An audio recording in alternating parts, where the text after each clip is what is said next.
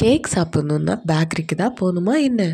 வீட்டிலேயே இருக்கக்கூடிய சிம்பிளான பொருட்களை வச்சு சூப்பரான ரொம்ப சாஃப்டான கேக் வந்து எப்படி செய்கிறதுன்னு பார்க்கலாம். இதில் வெஜிடபிள்ஸ்லாம் ஆட் பண்ணி ரொம்ப ஹெல்த்தியாக நம்ம சேர்த்துருக்கோம். இதில் எசன்ஸ் எதுவும் சேர்க்கல, மைதா சேர்க்கல, சர்க்கரை சேர்க்கல, பீட்டர் கூட தேவையில்லை, நமக்கு ஓவன் தேவையில்லை, குக்கர் கூட தேவையில்லை. ஸோ சூப்பரான க்ரீமும் சேர்த்து இதில் எப்படி செய்கிறதுன்னு பார்க்கலாம் வாங்க. ஸோ அதுக்கு ஃபர்ஸ்ட் பார்த்திங்கன்னா ஒரு கப் அளவுக்கு வந்து கோதுமை மாவு வந்து எடுத்துக்கலாம். நீங்கள் எந்த கப்பில் வந்து எடுக்கிறீங்களோ அந்த கப்பை வந்து மெஷர்மெண்ட்டுக்கு வச்சுக்கோங்க. அதே கப்பில் அரை கப் வந்து நாட்டு சர்க்கரை ஆட் பண்ணிக்கிறேன். சர்க்கரை வந்து வேண்டாம், அதனால நாட்டு சர்க்கரை போட்டுக்கலாம், இது ஹெல்த்து. கூட 2 டேபிள் ஸ்பூன் வந்து பேக்கிங் சோடா, அதாவது ஆப்ப சோடா சேர்த்துக்கலாம். 1/4 கப் வந்து பார்த்திங்கன்னா உருக்குன நெய் வந்து எடுத்துக்கிறேன். நீங்கள் நெய்க்கு பதிலாக தேங்காய் எண்ணெய் இல்லை ரீஃபைண்ட் ஆயில், வாசனை இல்லாத எண்ணெய்களை வந்து சேர்த்துக்கலாம். ஸோ சேர்த்துட்டு இது கூட அரை கப் அளவுக்கு கேரட் துருவினதை எடுத்துக்கிறேன். ஸோ அதையும் போட்டுக்கலாம். இது குழந்தைங்களுக்கு நம்ம கேக்கு கூட இந்த மாதிரி செஞ்சு கொடுத்தாவும் நம்ம ஹெல்த்தியாக கொடுத்த ஃபீல் வந்து நமக்கு இருக்கும். கூடவே கோகோனட் வந்து தேங்காய் வந்து துருவல், அதுவும் ஒரு அரை கப் வந்து எடுத்திருக்கேன். ஸோ அதையும் இது கூட ஆட் பண்ணிக்கலாம். கூடவே ஒரு 4-5 பழுத்த பழத்தை நல்லா மசித்து சேர்த்துக்கலாம். நீங்கள் மிக்சியில் கூட சேர்த்து அடித்து சேர்த்துக்கலாம். ஸோ நான் வந்து கையில் வந்து மேஷ் பண்ணிக்கிறேன். ஸோ நல்லா கையில் மசிச்சு விட்டுட்டு நம்ம ஆட் பண்ணிக்கலாம். இது வந்து ஒரு 1/4 கப் அளவுக்கு எனக்கு கிடச்சிருக்கு. ஸோ இதையும் நம்ம இந்த மாவு தயாரிக்கிறதுல ஆட் பண்ணிக்கலாம். ஸோ ஆட் பண்ணிவிட்டு இப்போ வந்து இதெல்லாம் நல்லா மிக்ஸ் பண்ணிடலாம். இதுக்கு வந்து அதாவது இந்த 1 கப் வந்து நம்ம கோதுமை மாவு எடுத்துருக்க கணக்குக்கு பார்த்தோம் அப்படின்னா 3/4 கப் வந்து நமக்கு காய்ச்சி ஆற வச்ச பால் வந்து கரெக்டாக இருக்கும். ஸோ நான் வந்து 3/4 கப் பாலை வந்து கொஞ்சம் கொஞ்சமாக ஊற்றி மிக்ஸ் பண்ணி நம்ம அதாவது அதோட ஸ்டேஜ் கன்சிஸ்டன்சி எந்த அளவுக்கு வரணும்னு நான் காமிச்சிருக்கேன் பாருங்கள். அந்த அளவுக்கு வர அளவுக்கு கொஞ்சம் கொஞ்சமாக சேர்த்து மிக்ஸ் பண்ணி எடுத்துக்கோங்க. ஸோ இப்போ வந்து நான் அந்த வச்சுருக்க பாலில் கொஞ்சமாக சேர்த்து கலந்துக்கிறேன். ஸோ கலந்துக்கிட்டு கொஞ்சம் கொஞ்சமாக ஊற்றி நம்ம சேர்த்துக்கலாம். ஸோ இன்னும் கொஞ்சம் ஊற்றி மிக்ஸ் பண்ணிக்கலாம். நமக்கு அந்த பதம் வந்து மாவு பதத்துக்கு கிடைக்கிற வரைக்கும் கொஞ்சம் கொஞ்சமாக ஊற்றி ரெடி பண்ணிக்கலாம். டோட்டலாக பார்த்திங்கன்னா 3/4 கப் பால் வந்து பர்ஃபெக்டாக இருக்கும். ஸோ அதுக்கு வந்து கொஞ்சம் கொஞ்சமாக ஊற்றி மிக்ஸ் பண்ணி எடுத்துக்காங்க.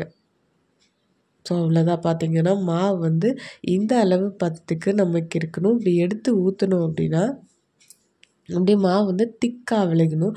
ஸோ இதுதான் பதம். நல்லா பார்த்துக்கோங்க மாவோட பதம் எப்படி இருக்குதுன்னு. ஸோ இதுதான் பதம். ஸோ இப்போ வந்து ஒரு டிஃபன் பாக்ஸ் எடுத்துக்கிறேன். அதில் வந்து ஒரு எண்ணெய் வந்து ஃபுல்லாக அப்ளை பண்ணிக்கிறேன். அப்ளை பண்ணிவிட்டு அதில் வந்து மாவை ரெடி பண்ணி வச்சுருக்க மாவு வந்து அதில் ஊற்றிடலாம். ஸோ இப்போ வந்து ஒரு இண்டோலியம் பனியாரக்கல் வந்து நான் எடுத்திருக்கேன். அங்கே பாருங்கள் ஃபுல்லாக வச்சு ஹீட் பண்ணிவிட்டு இந்த அளவுக்கு நமக்கு அடுப்பு எரியிற மாதிரி வச்சுக்கணும். நல்லா ஒரு 10 நிமிஷம் அந்த பனியாரக்கல் ஃபுல்லாக ஹீட் ஆனதுக்கப்புறம் நம்ம இந்த ரெடி பண்ணி வச்சுருக்க மாவு வந்து இது மேலே எடுத்து வச்சிடலாம்.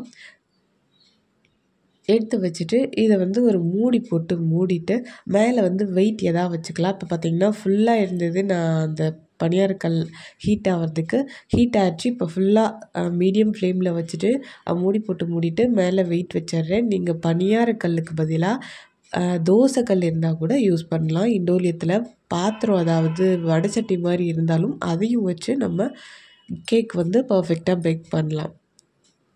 ஸோ பார்த்திங்கன்னா 30லேருந்து 40-45 நிமிஷம் வரைக்கும் நல்லா பேக் ஆகும். நீங்கள் வெந்துருச்சா மாவு எந்த அளவுக்கு போட்டிருக்கீங்களோ அந்தளவுக்கு டைம் எடுக்கும். நல்லா கத்தியில் உள்ளே விட்டு எடுத்தீங்க அப்படின்னா இந்த மாதிரி விட்டாமல் இருந்ததுன்னா கேக் வந்து பர்ஃபெக்டாக வெந்துருச்சுன்னு அர்த்தம். அப்படியே விட்டுருங்க. ஆறுனதுக்கப்புறம் எடுத்து திருப்பினீங்கன்னா தானாக கேக் வந்துடும். சூடாக எடுக்கக்கூடாது. இன்ஸ்டண்ட்டாக ஒரு க்ரீம் எப்படின்னா நிலக்கடலை, பொட்டுக்கடலை, 2 ஏலக்காய், கொஞ்சம் நாட்டு சர்க்கரை, அவ்வளோதான். இதை போட்டு நல்லா மிக்சியில் அரைச்சி எடுத்துடுறேன். ஸோ பார்த்திங்கன்னா இந்த அளவுக்கு இருக்கும். இது healthy cream, peanut cream. Okay, இதை வந்து நீங்கள் குழந்தைங்களுக்கு தாராளமாக கொடுக்கலாம். ஸோ இந்த மாதிரி கேக் செஞ்சுட்டு அந்த கேக் மேலே இந்த மாதிரி க்ரீம் ரெடி பண்ணி அதை அப்ளை பண்ணி கொடுத்தீங்க அப்படின்னா ஹெல்த்தியான கேக்கும் வித் க்ரீமும் குழந்தைங்களுக்கு நம்ம வீட்டிலே தயாராக செஞ்சிடலாம். சரிங்க, நம்ம இப்போ செஞ்சுருக்க கேக் வந்து நிஜமாக சாஃப்டாக இருக்கா அப்படின்னா நீங்களே பார்க்க தானே போகிறீங்க. ஸோ பாருங்கள், இப்போ ஃபஸ்ட்டு வந்து நம்ம இதை வந்து கேக் வந்து கட் பண்ணி எடுத்துடலாம். ஸோ இதில் முக்கியமான விஷயம் நோட் பண்ணிக்கோங்க. கேக் பேக் பண்ணதுக்கப்புறம் நம்ம கொஞ்சம் நேரம் டைம் விட்டு தான் அந்த ஹீட் ஃபுல்லாக இறங்குனதுக்கப்புறம் இப்படி கமுத்தா தான் இந்த கேக் வந்து ஃபுல்லாக வந்து உடையாமல் நமக்கு வரும். இன்னொன்று கேக் ஆறி இருந்தால் மட்டும்தான் கட் பண்ணால் பர்ஃபெக்டாக வரும். இல்லைன்னா உடஞ்சி வரும். அதை மட்டும் பார்த்துக்கோங்க. ஸோ ஃபஸ்ட்டு நம்ம 1 கப் மாவு எடுக்கிறோம் அப்படின்னா அந்த 1 கப் மாவுக்கு 1/2 கப் சர்க்கரை கரெக்டாக இருக்கும். 3/4 கப் வந்து பால் கரெக்டாக இருக்கும். கூட வந்து எண்ணெய் வந்து 1/4 கப் சேர்த்துக்கிறோம். இது கூட வந்து நீங்கள் தேங்காய், முந்திரி, திராட்சை, கேரட், வாழைப்பழம் ஸோ எது வேணாலும் எவ்வளோ வேணாலும் சேர்த்துக்கலாம். 1 கப் மாவு எடுத்தோம் அப்படின்னா 3/4 கப் பால், 1/4 கப் வந்து நெய் அல்லது எண்ணெய். இது வந்து பர்ஃபெக்டாக இருக்கும். நம்ம ஆப்ப சோடா, இட்லி மாவு சோடா இருக்குல்ல, அது போட்டாலே போதும். பேக்கிங் சோடாலாம் போட தேவையில்ல, எசன்ஸ்லாம் போட தேவையில்ல. அதுக்கு ஏலக்காவை கொஞ்சம் அரைச்சி போட்டிங்கனாவே போதும். ஸோ இப்போ பாருங்கள், நமக்கு கேக் வந்து எவ்வளோ பர்ஃபெக்டாக வந்திருக்குன்னு உங்களுக்கே தெரியும்னு நினைக்கிறேன். இதை நான் கட் பண்ணி இதை புட்டு காமிக்கிறேன் பாருங்கள். இதோட சாஃப்ட் எவ்வளோ இருக்குதுன்னு உங்களுக்கே தெரியும். ஸோ நான் வீடியோக்காக சொல்லலை, நிஜமாலுமே ரொம்ப பர்ஃபெக்டான கேக் பார்த்திங்கன்னா இவ்வளோ சூப்பர் சாஃப்டாக வருதுன்னு உங்களுக்கே தெரியும். ஸோ சாஃப்டான கேக் வந்து வீட்டிலையே நம்ம தயார் பண்ணிடலாம். நான் இது கூட ஒரு சின்ன கிளிப் வந்து அட்டாச் பண்ணுறேன். பார்த்திங்கன்னா அது என்ன அப்படின்னு பார்த்தீங்கன்னா, கேக் வந்து பனானா கேக் வந்து நான் கடையில் ஒரு பீஸ் வந்து நான் வாங்கியிருந்தேன். ஸோ அதோட டெக்ஸ்சர் எப்படி இருக்குங்கிறத நான் பின்னாடி அட்டாச் பண்ணுறேன் பார்த்துக்கோங்க. இது கூட இந்த மாதிரி குட்டி குட்டியாக கட் பண்ணி வச்சுட்டு அதில் அந்த நம்ம ரெடி பண்ண பீனட் க்ரீமை வந்து ஆட் பண்ணி குழந்தைங்களுக்கு கொடுக்கலாம். ஸோ சூப்பராக இருந்துச்சு. ஸோ கண்டிப்பாக ட்ரை பண்ணி பாருங்கள். ஸோ ட்ரை பண்ணி பார்த்துட்டு நீங்கள் இது வரைக்கும் சொதப்பி இருந்தாலும் இந்த பர்ஃபெக்ட் ரேஷியோவில் பண்ணிங்கன்னா பர்ஃபெக்டாக வரும்.